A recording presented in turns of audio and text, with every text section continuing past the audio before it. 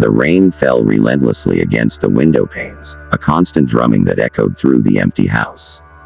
I had been left home alone for the weekend, as my parents had gone on a sudden business trip. The flickering candlelight provided the only source of comfort in the dimly lit living room.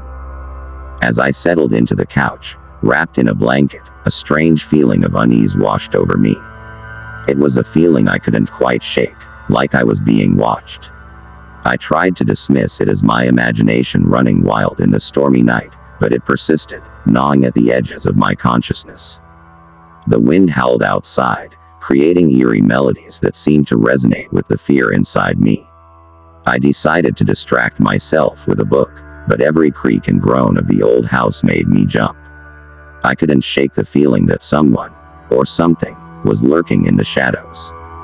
After what felt like hours, I mustered the courage to venture upstairs to my bedroom. The staircase stretched before me, and with each step, the oppressive silence of the house became more pronounced. The darkness upstairs was impenetrable, and the thought of entering my room was paralyzing. I forced myself to enter, turned on the dim bedside lamp, and climbed into bed. Just as I began to convince myself that I was overreacting, I heard it, a faint whisper, like a soft breeze carrying words I couldn't quite make out. Panic set in as I strained to listen. "Stay. Stay." The voice was hushed and eerie, seemingly coming from the closet. My heart pounded in my chest, and a cold sweat broke out on my forehead. I had to investigate. I couldn't ignore this. I slowly approached the closet, the door creaking ominously as I pulled it open. There, in the dim light, I saw a figure huddled in the corner. It was a girl, pale and gaunt, her eyes hollow and vacant. She was dressed in tattered clothes, as if she had been trapped in that closet for ages. "Stay with me," she whispered, her voice barely audible. I stumbled back in terror, my mind racing with questions. Who was she? How had she ended up in my closet? Before I could muster the courage to respond, the lights flickered and went out. I was plunged into darkness, with only the sound of the girl's haunting whispers to guide me. "Stay. Don't leave me here." I fumbled for my phone, using its feeble flashlight to illuminate the room. But the girl was gone, and the closet was empty. I felt a shiver run down my spine as I realized that she had disappeared into thin air. With trembling hands, I rushed downstairs to the living room, desperate to escape the malevolent presence that now seemed to engulf the entire house. But as I reached the bottom of the stairs, I froze. The living room was no longer empty.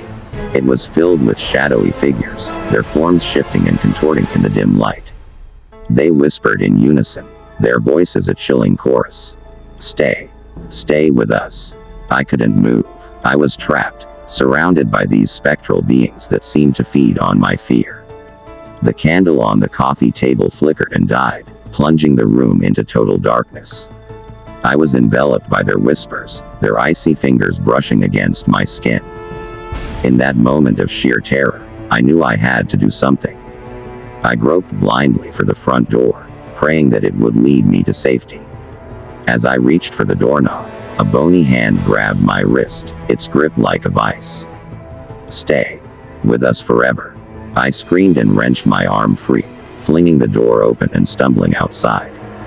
The rain drenched me, but I didn't care. I ran as far as my legs could carry me, not looking back until I reached a neighbor's house.